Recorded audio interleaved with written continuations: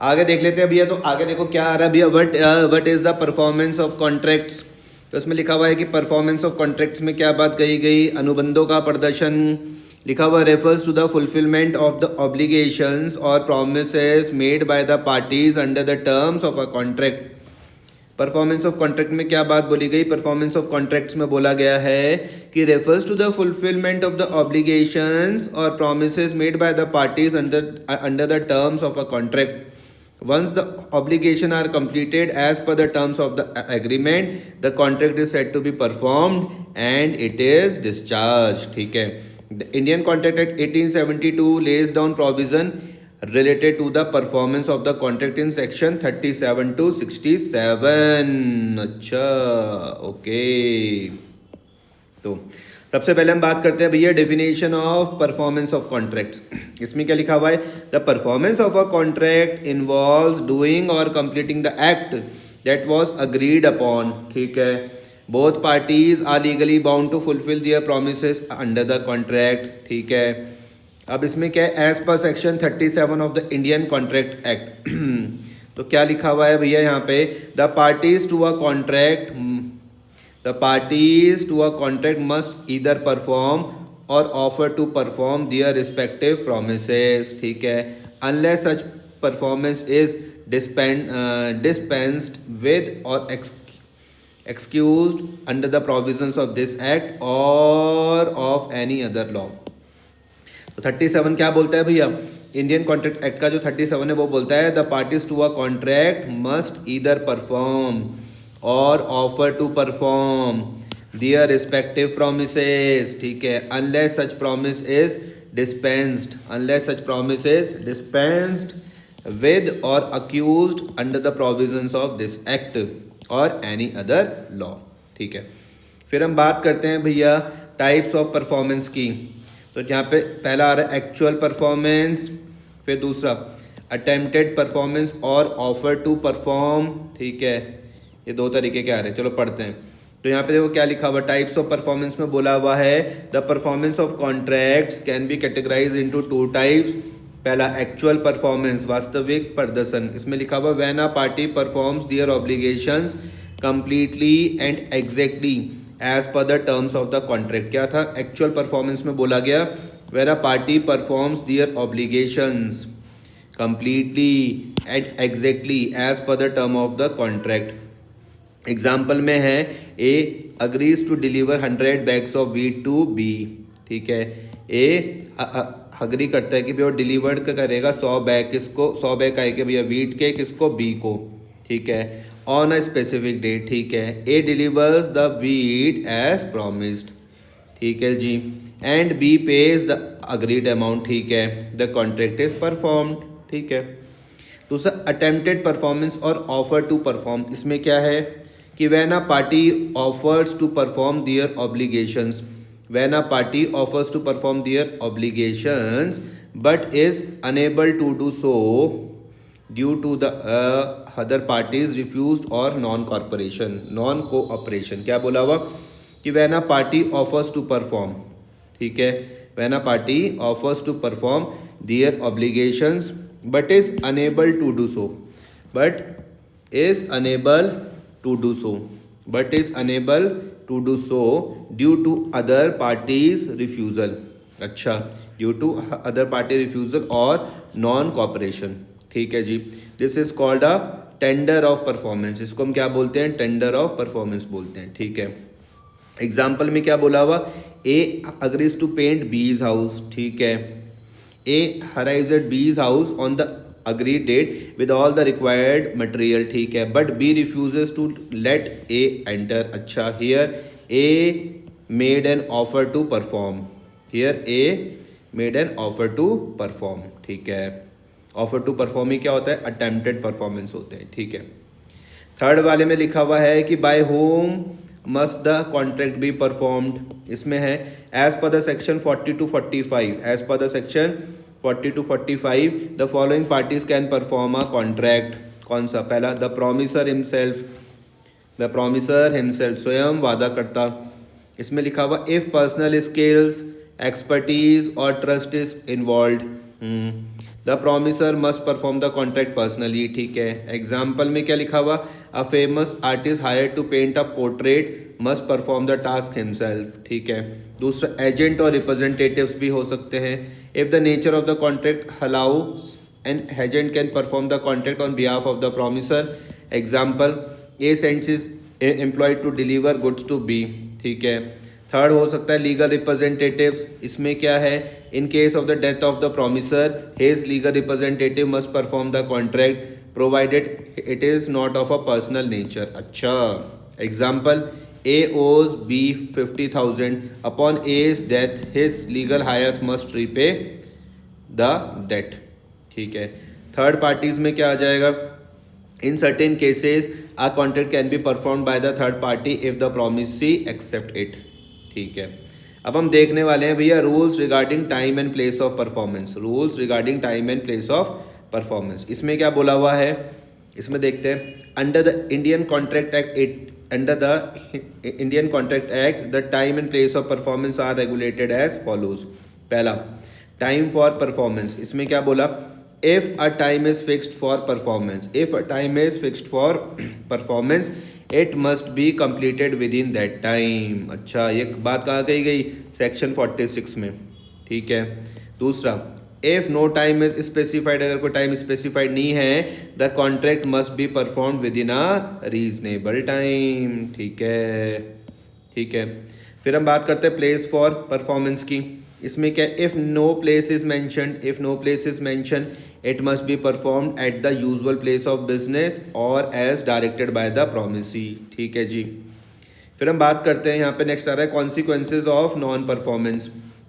When a party fails to perform their obligations, when a party fails to perform their obligations the following consequences may occur. क्या क्या हो सकता है, पहला breach of contract हो सकता है, ब्रीच ऑफ कॉन्ट्रैक्ट। इसमें क्या है, non performance of contract, non performance of contract leads to a breach, non performance of contract, ठीक है, leads to a breach allowing the other party to seek damages और cancel the contract, ठीक है।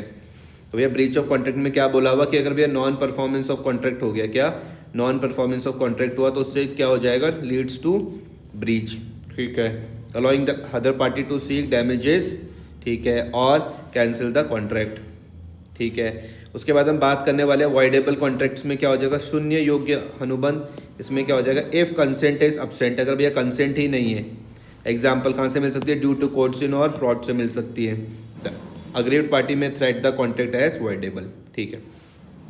6 में हम पढ़ते तो भैया discharge of a contract by performance. इसमें क्या है, a contract is discharged that is comes to an end, ठीक है, when both parties perform their obligation completely, ठीक है जी। एग्जाम्पल में क्या आ जाएगा, A agrees to delivered 500 units of goods to B, ठीक है, फॉर 1 लाख, ठीक है। ए डिलीवर्स द गुड, ठीक है, and B makes the payment, ठीक है, the contract is discharge by performance, ठीक है जी। एक्सेप्शंस टू परफॉर्मेंस में इसमें क्या बात बोली गई, इसमें बोला गया there are certain situations where performance may not be required और मे बी एक्सक्यूज्ड। तो पहला वाले में क्या आ जाएगा, इम्पॉसिबिलिटी ऑफ परफॉर्मेंस, सेक्शन 56, याद रखना, इम्पॉसिबिलिटी ऑफ परफॉर्मेंस सेक्शन 56। इसमें बोला गया if it becomes impossible to perform the contract, if it becomes impossible to perform the contract. Example में क्या हो सकता है, ड्यू टू नेचुरल डिसास्टर, ठीक है, तो कॉन्ट्रैक्ट आपके पास वाइड हो जाएगा। दूसरा, प्रॉमिस प्रिवेंट्स परफॉर्मेंस। इसमें क्या है, if the promise prevents the promiser from performing the promiser is executed from performance. If the promisee prevents the promiser from performing, the promiser is excused from performance. फिर एक आ जाएगा novation. Novation में क्या होता है, नवीनीकरण। When a new contract is substituted for an old one, अच्छा, the performance of the old contract is not required, ठीक है। तो हम समरी में अगर मैं बात करूँ तो समरी में क्या आ जाएगा, performance of contract, fulfilment of obligation by both parties as per the terms of the agreement, ठीक है। टाइप्स में 2 तरीके के आ जाएंगे, एक्चुअल परफॉर्मेंस आ जाएगा और अटेम्प्टेड परफॉर्मेंस आ जाएगा, ठीक है। पार्टीज में क्या आ जाएगा, प्रॉमिसर आ जाएगा, एजेंट आ जाएंगे, लीगल रिप्रेजेंटेटिव्स आ जाएगा और थर्ड पार्टीज भी आ सकती है। नॉन परफॉर्मेंस में क्या हो रहा है, तो भैया लीड्स टू ब्रीच और वॉइडेबल कॉन्ट्रैक्ट्स, ठीक है, या तो भैया ब्रीच हो जाएगा या फिर वॉइडेबल कॉन्ट्रैक्ट्स हो जाएंगे। एक्सेप्शंस में भैया क्या हो जाएगा, इम्पॉसिबिलिटी हो रही है, preventions by the promisee, preventions by the promisee और नोवेशन हो जाएगा, ठीक है। तो performance is the ultimate goal of every contract as it ensure that the rights and duties of the parties are fulfilled, ठीक है। तो परफॉर्मेंस क्या है भैया, अल्टीमेट गोल है हर एक कॉन्ट्रैक्ट का, as it ensure that the rights and duties of the parties are fulfilled. Clear. Next class में हम जो बात करेंगे वो हम बात करेंगे explain the essentials element of a valid proposal with the help of deciding. चलो अभी निपटा देता हूँ उसको भी। Explain the essentials elements of a valid proposal with the help of deciding case laws, ठीक है। तो पढ़ के देखते हैं क्या लिखा हुआ है इसमें। आ प्रपोजल मतलब offer is the starting point for creating a valid contract, ठीक है। It must meet certain essential elements to be valid and legally binding under the Indian contract act 1872। क्या बात बोली गई, पहली वाली बात थी कि a proposal offer is the starting point for creating a valid contract, ठीक है, ये मुझको समझ में आया। It must meet certain essential elements, अच्छा, it must meet certain essential elements to be valid and legally binding under the Indian Contract Act 1872, ठीक है। तो these essentials have been reinforced by case law to illustrate their importance। सबसे पहले हम देखते हैं essentials element of a valid proposal में क्या क्या आ जाएगा। essentials element of a valid proposal, सबसे पहले क्या होना चाहिए, क्लियर एंड डेफिनाइट टर्म्स होनी चाहिए। इसमें बात करी गई a valid proposal must clearly and definitely state the terms so that there is no ambiguity और कन्फ्यूजन, ठीक है। वैलिड प्रपोजल है वो कैसा होना चाहिए भैया, क्लियरली एंड डेफिनेटिवली स्टेटेड होना चाहिए द टर्म्स, उसके जो टर्म्स है, सो दैट देयर इज कोई एम्बिग्यूटी नहीं होनी चाहिए, कोई कन्फ्यूजन नहीं होना चाहिए। The offeree must be able to understand the intention. The offeree must be able to understand the intention and the terms of the proposal, ठीक है। एग्जाम्पल में अगर बात करूँ तो ए ने भैया ऑफर करा, A offers to sell his car to B, ठीक है, कितने रुपए की, 4 रुपीज़ 5 लाख, ठीक है। This is a clear and definite, ठीक है। एक केस लॉ देखते तो केस लॉ में यहाँ पर आ रहा है टेलर वर्सेस पॉन्टिंगॉन 1855 का केस है। इसमें क्या बोला हुआ, the court held that an offer must be clear enough for the other party to understand and accept without confusion, ठीक है। सेकंड आ जाएगा intention to create legal relations. इसमें क्या आ जाएगा, the proposal must show an intention to create a legal relationship, social और domestic agreements typically lack this intentions, ठीक है, एंड आर नॉट इन्फोर्सेबल, ठीक है। एग्जाम्पल में मैं फिर से पढ़ूँ, the proposal must show an intention to create a legal relationship, social और domestic agreements typically lack this intention and are not enforceable. Example में अगर बात करूँ तो A invites B for dinner, ठीक है, and B accepts, this is not a proposal leading to a contract. अच्छा, case law में यहाँ पर बेल्फोर वर्सेस बेल्फोर 1919 में यहाँ पे लिखा हुआ, the court held that agreements between spouses for domestic agreements arrangements do not have legal enforceability. The court held that agreements between spouses for domestic agreements, the court held that agreements between spouses for domestic agreements do not have legal enforceability due to a lack of intentions to create legal relations, ठीक है। Next हम यहाँ पे बात करने वाले communication of the proposal.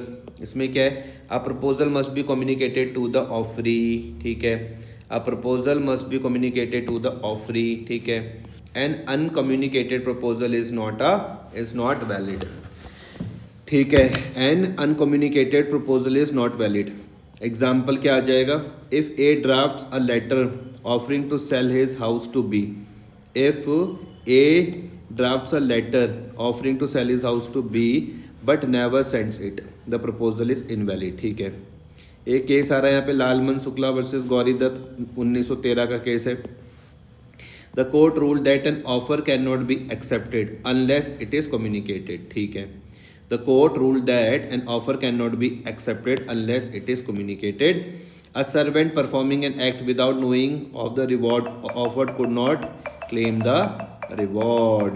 ठीक है, नेक्स्ट हम बात करने वाले हैं offer must be made with the intent of obtaining assent. इसमें क्या बात हो रही है कि a proposal must be made with the intent that the offeree accept it and binds both parties legally. Example में क्या आ जाएगा, A jokes about selling his house to B for ₹1। ठीक है, B can not accept this as a valid offer since A had no intent to obtain assent. ठीक है, case law में क्या है, हार्वे वर्सेस फैसी 1893 का केस है। Harvey versus फैसी 1893 का केस है। इसमें लिखा हुआ अ मेयर इंक्वायरी और expression of willingness, a mere inquiry और expression of willingness does not constitute an offer.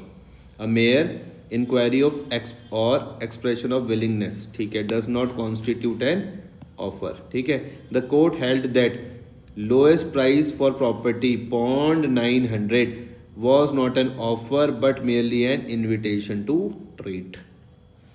फिर ऑफर मस्ट बी स्पेसिफिक और जनरल। इसमें क्या है, a proposal can be made to a specific purpose और group, a specific person और group. ठीक है, इसमें लिखा in this case only the intended offeree can accept, और जो द पब्लिक एट लार्ज, इसमें लिखा हुआ anyone who fulfils the terms of the proposal can accept. Case law में देखते हैं यहाँ पर तो लिखा हुआ Carlill versus Carbolic smoke ball company 1893 का केस है। इसमें लिखा हुआ the company offered pound 100 to anyone who use their smoke ball and still contracted influenza. The court held that it was a general offer to the public and Mrs. Carlyle fulfilling the conditions was entitled to the reward। फिर sixth में हम बात करेंगे तो लिखा हुआ the terms must be capable of leading to a contract. इसमें क्या बोला हुआ, the proposal must not include vague और अनसर्टेन आइटम्स। याद रखना, the proposal must not include vague और अनसर्टेन टर्म्स।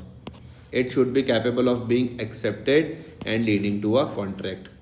छठा वाला पॉइंट क्या बोल रहा था, the terms must be capable of leading to a contract. इसमें the proposal must not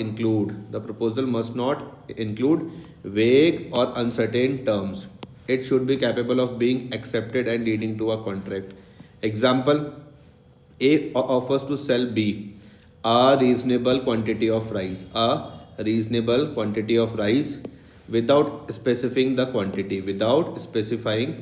quantity, this is a vague and not enforceable। ठीक है, इसमें भी एक केस लॉ देख लेते, तो इसका जो केस लॉ आ रहा है वो है स्कैमल वर्सेस ऑस्टन 1941 का। यहाँ पे बोला कि an agreement to buy a vehicle on hire purchase terms, ठीक है, was held unenforceable because the terms were too vague। An agreement to buy a vehicle on hire purchase terms was held unenforceable because the terms were too vague। Seventh में क्या आ जाएगा भैया, legal object. इसमें the proposal must not involve an illegal और immoral act. क्या बोला हुआ, the proposal must not involve an illegal और immoral act. If the object of the proposal is unlawful, जो ऑब्जेक्ट है अगर वो क्या हो गया, अनलॉफुल हो गया, तो कॉन्ट्रैक्ट क्या हो जाएगा, वॉइड हो जाएगा। एग्जाम्पल में क्या लिखा हुआ, A offers B 10,000 to steal C's property, ठीक है, this is not a valid proposal. ठीक है, केस लॉ में क्या हो जाएगा, एक फजल इलाही वर्सेस शेर खान 1927 का है। The court held that agreements involving illegal acts could not form a valid contract. Case law की समरी हम देख लेते कि एलिमेंट्स के साथ एलिमेंट आ रहे हैं, केस लॉ आ रहा है, प्रिंसिपल जो स्टैब्लिश्ड हुए। पहला क्लियर एंड डेफिनाइट टर्म्स, ये कहाँ पे आया था, इसका केस था टेलर वर्सेस पॉटिंगन 1855 में। यहाँ पे जो प्रिंसिपल स्टैब्लिश हुआ वहाँ पे का क्या कहा गया कि terms must be clear and unambiguous. फिर आता है intention to create legal relations, ये आता है बेलफोर वर्सेस बेलफोर 1919 का केस है। Domestic agreements lack legal enforceability. फिर आ जाएगा कम्युनिकेशन प्रपोजल, इसमें यह है communication of proposal, Lalman Shukla versus Gauri Dutt 1913 का केस है। इसमें लिखा हुआ an offer must be communicated to be valid. General offers में आ जाएगा Carlill versus Carbolic smoke ball company 1893 का केस है, इसमें आ जाएगा general offer can be accepted by anyone fulfilling the condition. Vague terms में आ जाएगा, इसमें केस है स्कैमल वर्सेस ऑटसन 1941 का केस है, इसमें बोला हुआ कॉन्ट्रैक्ट्स विद वेग टर्म्स आर अनइन्फोर्सेबल। लीगल ऑब्जेक्ट में आ जाएगा फजल हिलाई वर्सेस शेर खान 1927 का केस है, इसमें बोला हुआ proposal with unlawful objects can not form valid contracts. तो मैं अगर समरी की बात करता हूँ, समरी में क्या लिखा हुआ है कि for a proposal to be valid, तो पहला वाला है it must be clear and definite. दूसरा it must show an intention to create legal relations. तीसरा it must be communicated effectively. चौथा the term must be lawful, capable of leading to a contract and specific और general. This element supported by the relevant case laws ensure that the proposal forms the foundation for a legal binding contract. ठीक है, next class में या फिर हम कल इसमें बात करेंगे define the consideration, what are the main essentials elements of a valid consideration. तब तक टाटा बाय बाय, पढ़ते रहो बढ़ते रहो।